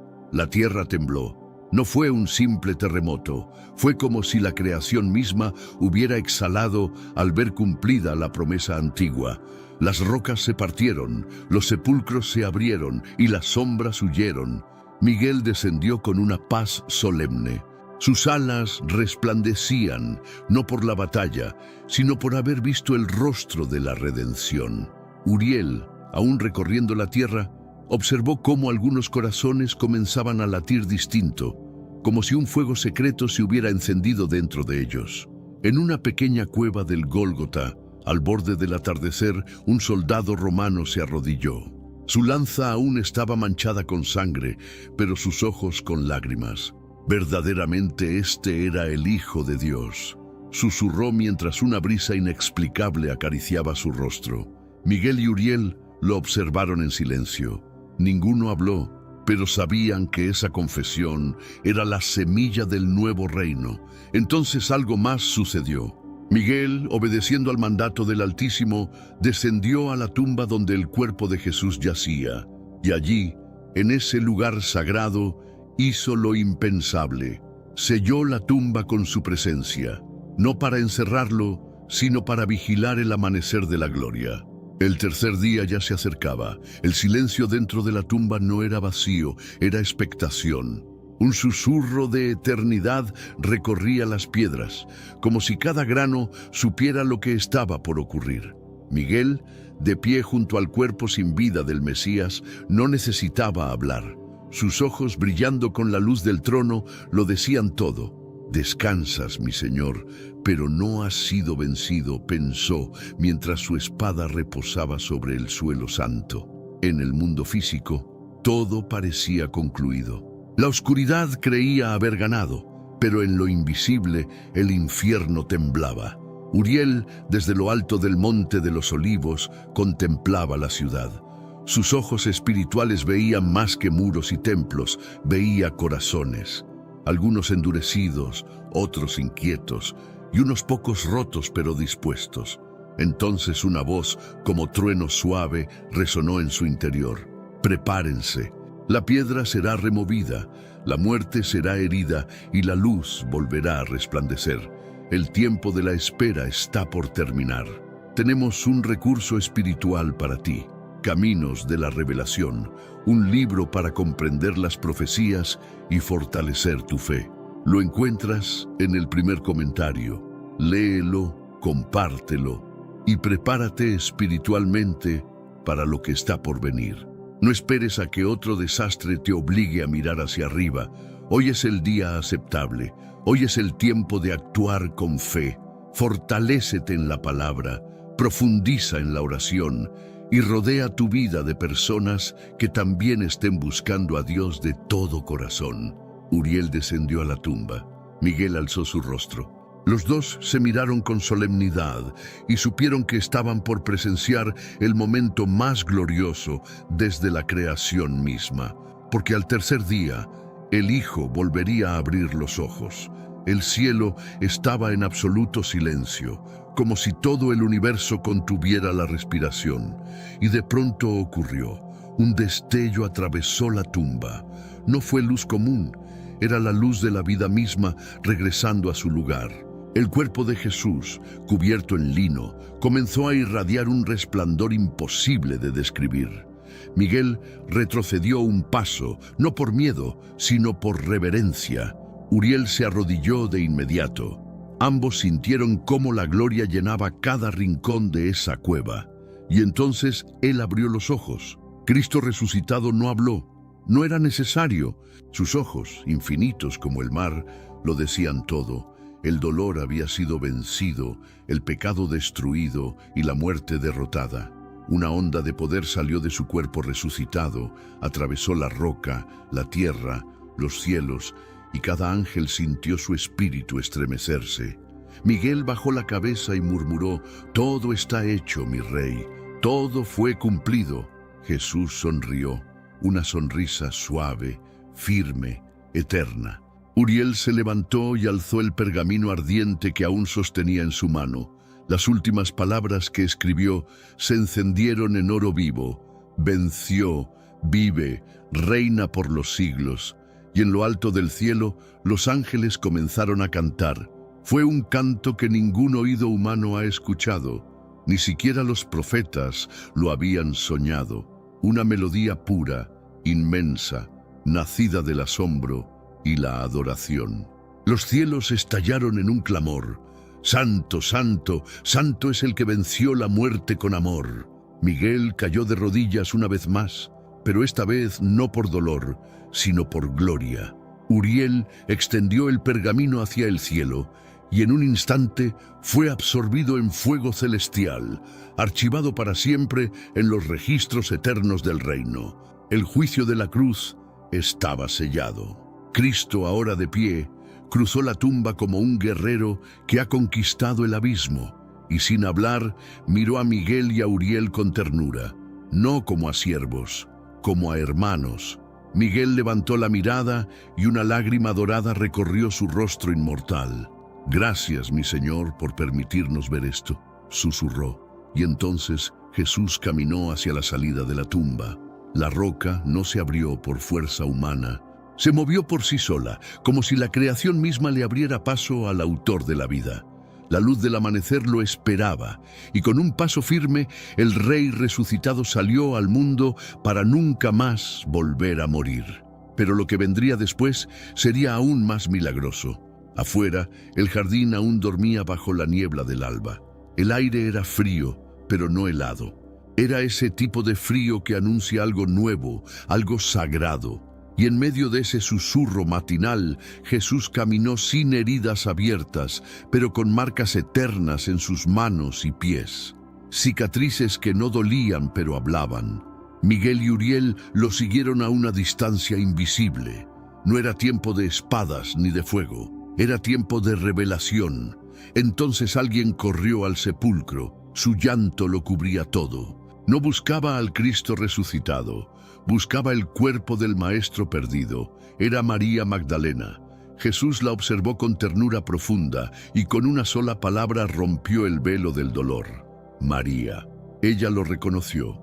No por el rostro, no por la forma, por el amor, ese amor que solo él podía dar. Uriel, al ver la escena, murmuró: ella es la primera testigo de la eternidad. Miguel, con la mirada fija en el cielo, supo que algo se había activado, una nueva era, una nueva creación, y mientras el sol subía lentamente, el mundo volvía a girar. Pero ya nada sería igual, porque el resucitado había sido visto y el reino acababa de comenzar. María cayó de rodillas. Sus lágrimas ahora eran de asombro, no de tristeza. Sus manos temblaban. No sabía si abrazarlo o adorarlo. Jesús, con voz suave pero firme, le dijo: no me toques aún, porque no he subido a mi Padre.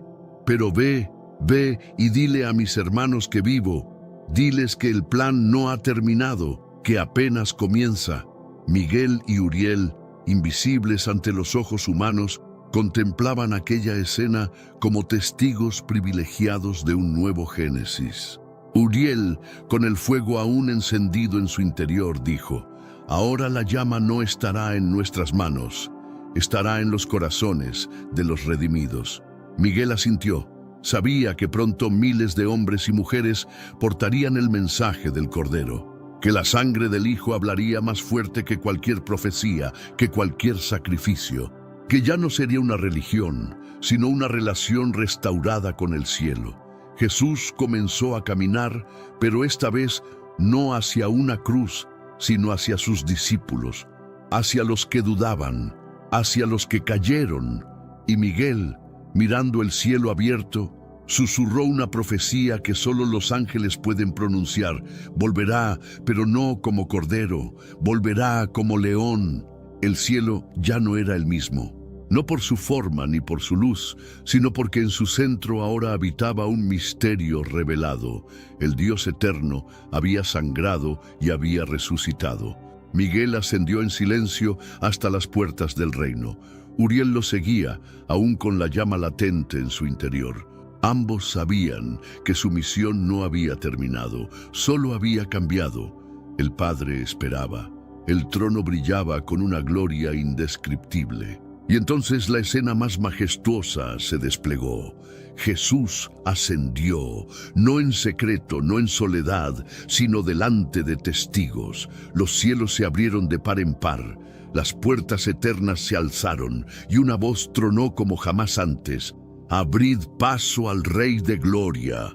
¿Quién es este Rey de Gloria?, preguntaban las esferas celestiales.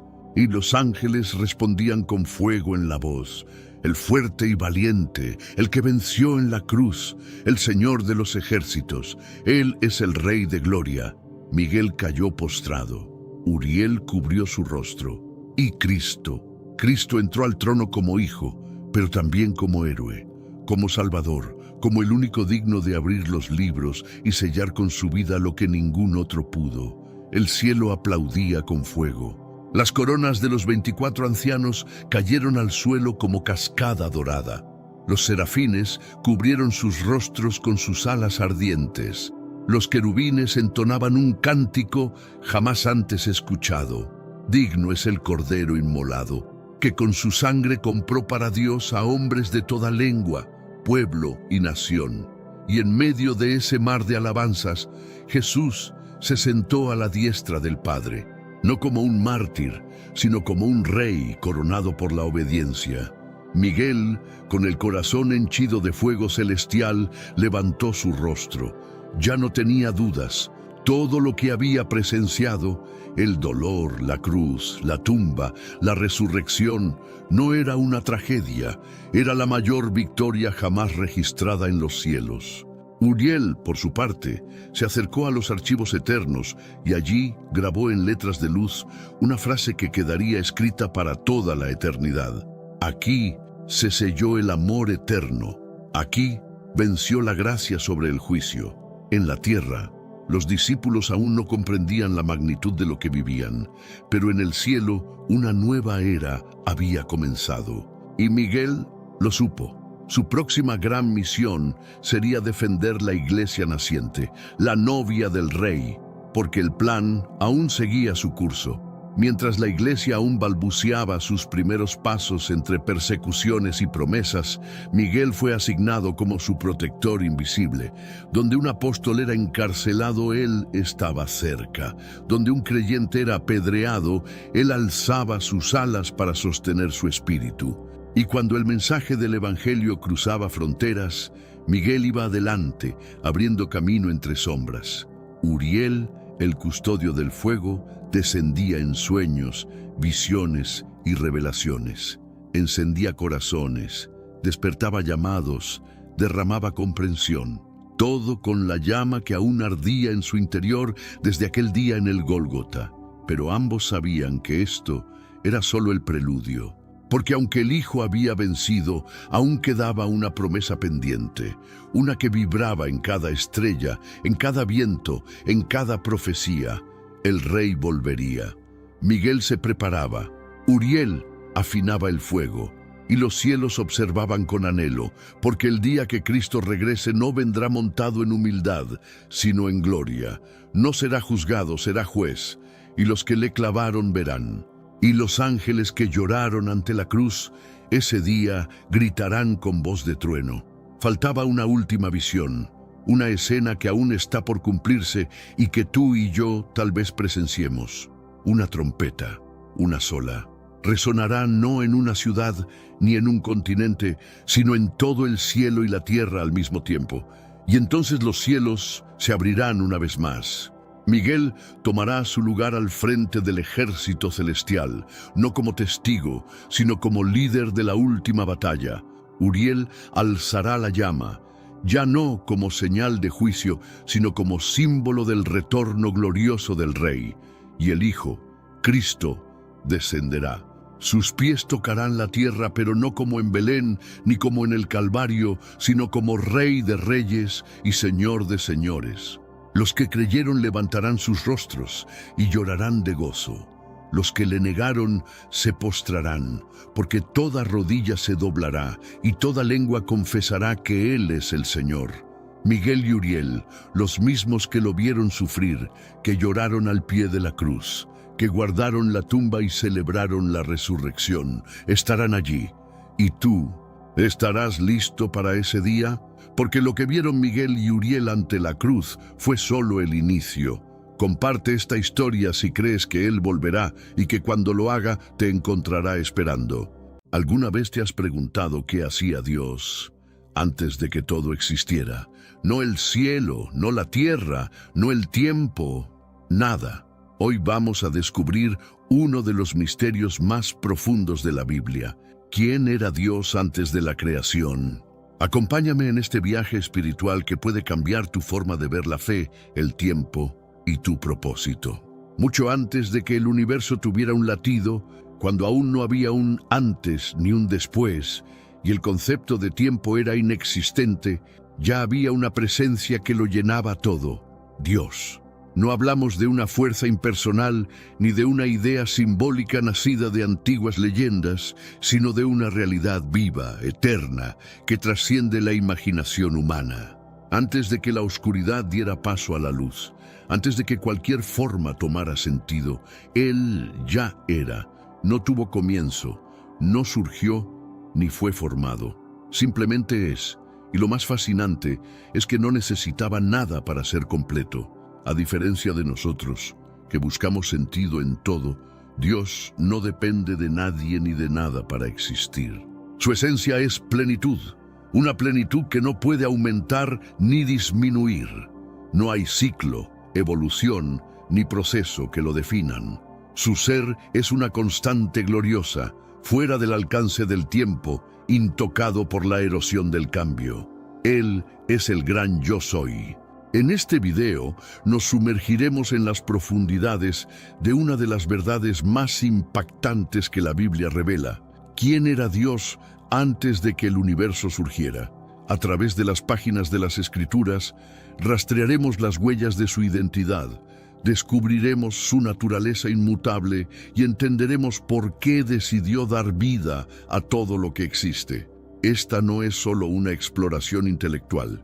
Es un viaje espiritual que puede transformar la manera en la que ves tu propia existencia. Porque cuando entendemos quién es Dios fuera del tiempo, comprendemos mejor por qué fuimos creados dentro del tiempo. No es una curiosidad teológica más, es la clave que da sentido a cada aspecto de nuestra vida. Conocer al Creador antes de la creación es empezar a entender el porqué de nuestra historia. Así que abre tu corazón, mantén tu mente atenta, porque estás a punto de descubrir algo que puede cambiarlo todo. Imagina un ser que nunca tuvo origen, que no fue formado, no fue concebido, ni comenzó en ningún punto del tiempo. Esta verdad, tan asombrosa como difícil de captar, rompe todos los esquemas mentales que usamos para entender el mundo físico. En nuestro universo, todo tiene un inicio. Pero Dios no. Su eternidad no es una extensión infinita hacia el pasado, es un presente eterno. El Salmo 92 lo expresa así: antes que naciesen los montes y formases la tierra y el mundo, desde el siglo y hasta el siglo, tú eres Dios. Esta no es una metáfora, es una declaración clara de que Él existía antes de todo marco temporal. Esta es la base de su autoridad, de su poder absoluto sobre la historia y del por qué podemos confiar en su plan eterno. En el libro de Revelación, capítulo 1, versículo 8, Dios se presenta a sí mismo con palabras que estremecen por su profundidad. Yo soy el Alfa y la Omega. Estas no son meras letras simbólicas del alfabeto griego, son un retrato verbal de su soberanía total. Alfa es el principio, Omega es el fin, y Él está en ambos extremos y más allá. No solo inició todo lo que existe, sino que será quien le dé cierre a toda la historia. Este título encapsula su presencia constante en todas las épocas. Nada comienza sin su voluntad, y nada termina sin su consentimiento.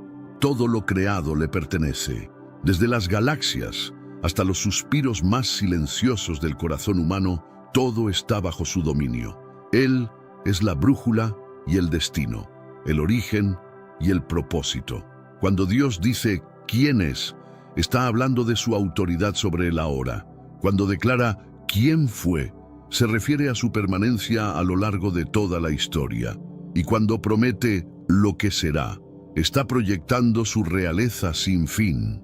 Él no es una figura pasiva del pasado, es el Rey que reina hoy y reinará mañana, cuando todo lo demás se haya desvanecido. Y hay algo aún más profundo. Todo lo que Dios hace tiene un propósito. Nada fue creado por capricho. Desde el primer átomo hasta la complejidad del alma humana, todo tiene una razón. El amor de Dios, que es eterno como Él, fue la chispa que impulsó la creación.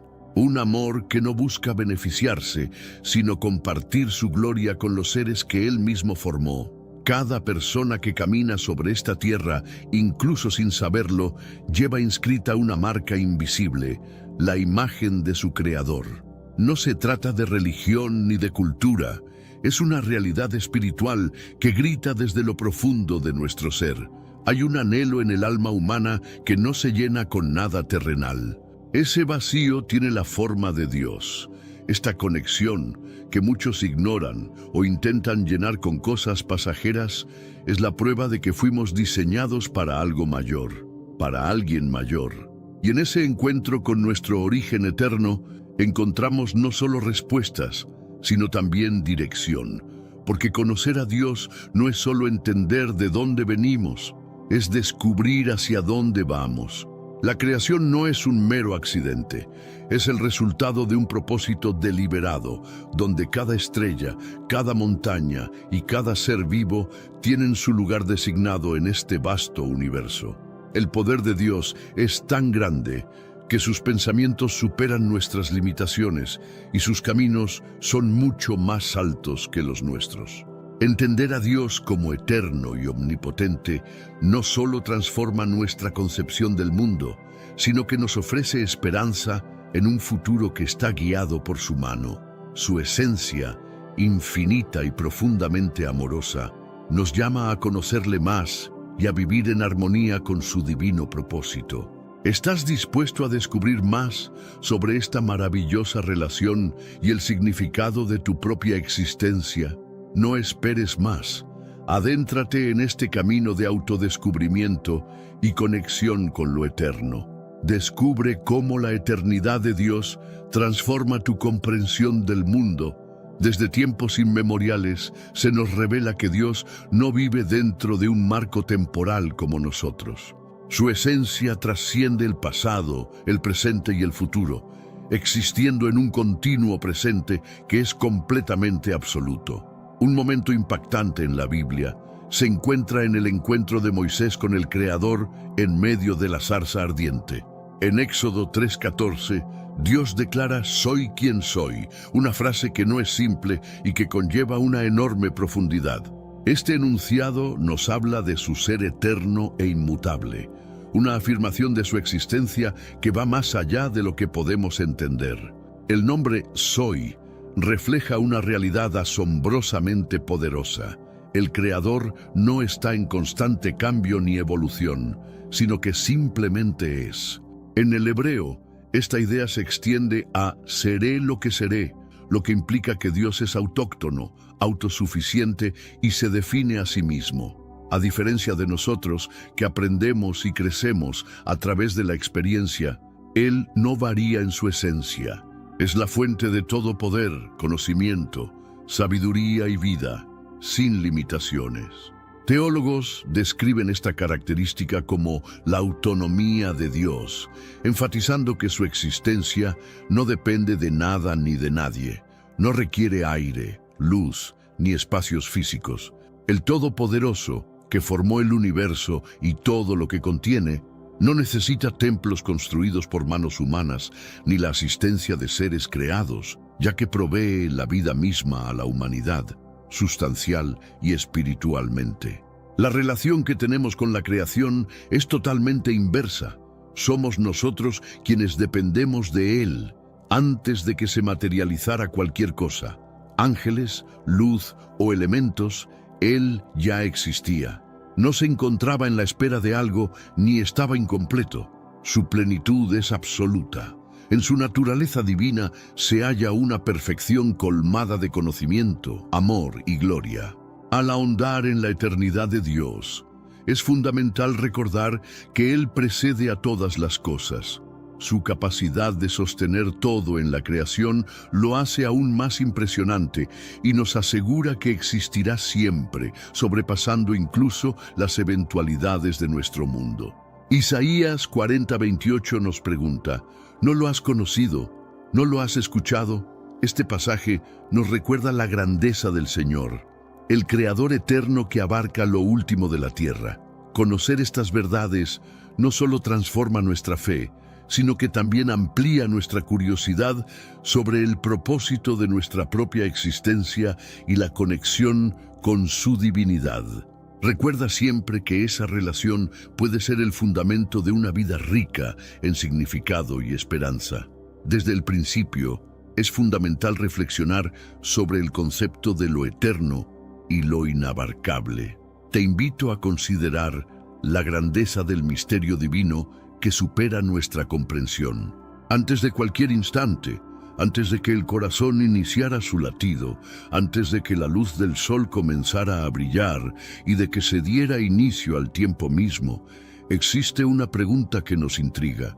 ¿Qué había en ese vacío primordial? Recordemos el relato del inicio. En el comienzo, Dios creó los cielos y la tierra. Aquí es donde se origina nuestra narrativa, aunque no así la de Dios.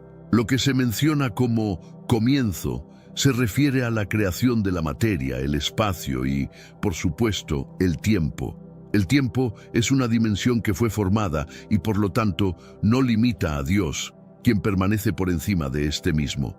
Su existencia se encuentra en una eternidad que no puede ser medida. No está sujeto a segundos, minutos ni años, y tiene la capacidad de percibir el desenlace desde el inicio, no como una simple predicción, sino como una realidad presente.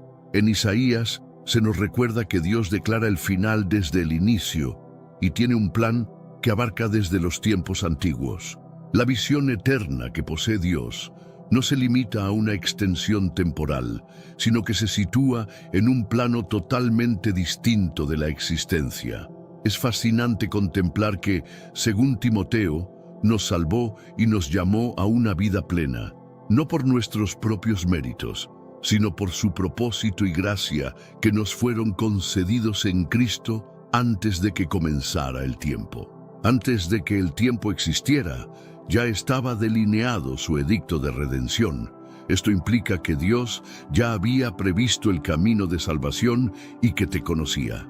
La decisión de enviar a Cristo fue tomada mucho antes de que todo fuera creado. En Efesios se expresa que fuimos elegidos en Él antes de la fundación del mundo. Antes de que el primer segundo existiera, Dios había planificado la historia de nuestro rescate. Detente un momento y visualiza este concepto profundo. Antes de la creación del universo, antes del surgimiento de átomos y seres celestiales, solo existía Dios, sorprendente, eterno y pleno en su ser. En su esencia no había oscuridad, ya que Él es la luz misma. Es intrigante considerar cómo esta inmensidad del propósito divino se despliega en nuestra cotidianidad. La comunicación con lo divino trasciende las limitaciones humanas y nos invita a participar en un relato mayor. La historia de cada individuo está entrelazada con el plan divino, dándonos una identidad y un propósito únicos. Es esencial reconocer que, a pesar de nuestra limitada percepción temporal, somos parte de algo mucho más grande.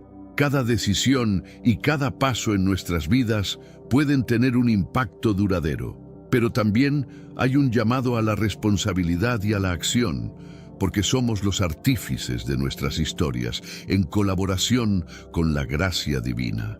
La espiritualidad contemporánea nos ofrece múltiples caminos para conectar con esta verdad. Mediante la reflexión, la oración o la meditación, podemos abrir nuestra mente y corazón a una comprensión más profunda de nuestra existencia. De esta forma, podemos acercarnos a una relación significativa con lo divino y a una vida rica de propósito. Al enfrentarnos a los desafíos de la vida, al mirar hacia atrás en la historia de los tiempos, podemos hallar consuelo en saber que no estamos solos en este viaje. La eternidad de Dios se convierte en nuestro refugio, brindándonos esperanza y una visión renovada para avanzar sobre nuestro camino. Así que medita sobre la grandeza del ser divino y descubre cómo puedes alinear tu vida con este plan eterno que te invita a ser parte de su obra en el mundo. Descubre la profundidad de lo divino en cada palabra, porque cada momento vale la pena reflexionar sobre su esencia.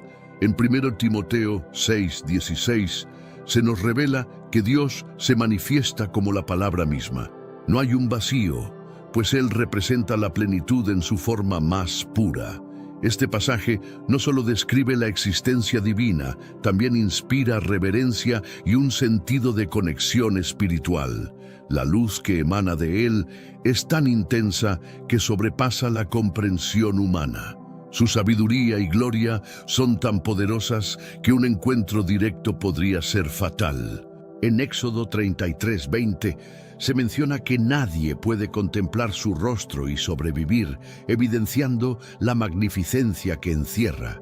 Sin embargo, en medio de su grandeza, Dios es profundamente consciente de la humanidad, pues ya tenía un plan desde el inicio para la creación y la salvación de las almas. El ser eterno y trascendente no es un concepto que se originó con la creación, pues ya existía antes de que el tiempo mismo comenzara. Su existencia no fue incrementada por el acto de crear. Él ya poseía toda su gloria y sabiduría. En el libro de Judas, versículo 25, se resalta que solo Él es el sabio Dios y Salvador, revestido de gloria y majestad, dominio y poder, por los siglos de los siglos. Pero antes, comparte este video con alguien a quien aprecias. Nuestra misión más grande en la tierra es difundir la palabra del Señor. ¿Sabías que muchas personas carecen de conocimientos por falta de contenido adecuado? Envíalo a ese grupo de WhatsApp o públicalo en Facebook. Estoy seguro de que no te arrepentirás. Y si te gustan videos como este, comenta abajo "Quiero más". Así sabré si realmente lo disfrutas y definitivamente traeré contenido nuevo similar. A menudo se plantea la pregunta sobre lo que existía antes del origen del universo. La respuesta, sorprendentemente sencilla, es que solo había Dios. No había desorden o vacío, sino al Eterno que habita en la perfecta armonía. En Miqueas 5:2 se hace alusión al Mesías, quien proviene de la antigüedad, subrayando así su naturaleza divina y eterna. Jesús, como parte de esta esencia, existió junto al Padre antes de que el tiempo comenzara. La narrativa de su existencia trasciende nuestro entendimiento, ya que todas las cosas fueron creadas a través de Él, tal como se menciona en Juan 1:1-3. El ser al que dirigimos nuestras plegarias no tuvo un comienzo con el cosmos. Su existencia precede a todas las cosas. A pesar de su infinitud, elige manifestarse en la temporalidad para ofrecer salvación a aquellos que se encuentran atrapados en sus limitaciones. La comprensión de Dios no se limita a lo que podemos ver o experimentar, va más allá de lo físico y se adentra en lo trascendente. Su amor y gracia son accesibles, brindándonos la oportunidad de establecer una relación auténtica con Él. A lo largo de la historia, innumerables personas han buscado ese vínculo, encontrando no solo respuestas a sus preguntas, sino también paz en medio del caos. La magnificencia de lo divino no se puede medir por nuestras experiencias humanas. Cada momento que pasamos en contemplación nos permite abrazar su inmensidad. Caminar por la vida con una comprensión de su grandeza puede cambiar la manera en que percibimos nuestro propósito y misión en el mundo. A medida que buscamos conectarnos con lo eterno, encontramos que este anhelo de significado es universal. En cada rincón del planeta, las almas buscan algo más grande que sí mismas. La invitación es clara. Abre tu corazón y permite que la luz que emana de su presencia ilumine tu camino, revelando un propósito más elevado en cada paso que des. Tu existencia no es un mero capricho del destino. Tus días están llenos de propósito y tu futuro es conocido por el Creador que trasciende el tiempo. Te invito a reflexionar sobre esto. Servimos a un Dios asombroso, uno que no solo creó el tiempo, sino que también optó por participar en él por amor a ti. Dios es eterno, un principio que ha sido fundamental en la comprensión de su naturaleza. Antes de que comenzara el tiempo o se diera forma a la creación, Él ya estaba presente, lo que plantea una interrogante que muchos tienen en su corazón. ¿Era Dios solitario antes de la humanidad? ¿Acaso la creación fue un acto de necesidad o de carencia emocional? La respuesta es un claro no. Antes del principio de todas las cosas, Dios ya disfrutaba de una relación perfecta como comunidad, compuesta por el Padre, el Hijo y el Espíritu Santo, lo que entendemos como la Trinidad. Es fundamental aclarar el concepto de la Trinidad. No se trata de tres dioses, sino de un solo Dios que se manifiesta en tres personas, cada una completamente divina y con roles distintos en su relación.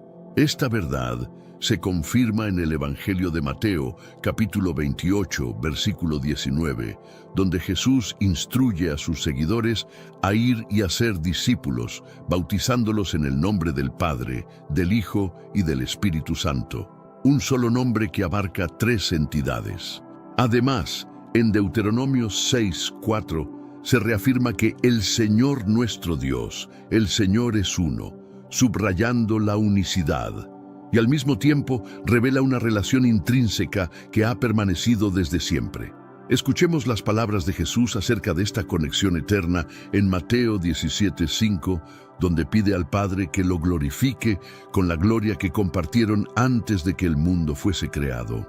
En el versículo 24 de ese mismo capítulo, Jesús expresa su deseo de que aquellos que le fueron encomendados puedan estar junto a Él para experimentar la gloria que le fue otorgada, un amor que existía antes de crear el mundo. Aquí se nos ofrece un vistazo a la eternidad anterior a la creación, y es claro, no hay vacío ni soledad. Lo que se revela es un espacio lleno de gloria, amor e intimidad. El Padre y el Hijo estaban en una comunión perfecta, compartiendo la magnificencia divina y un amor sin límites mucho antes de que existieran las estrellas. Sin embargo, esta relación eterna se extiende más allá de la conexión entre el Padre y el Hijo. El Espíritu Santo también es parte vital de esta Trinidad,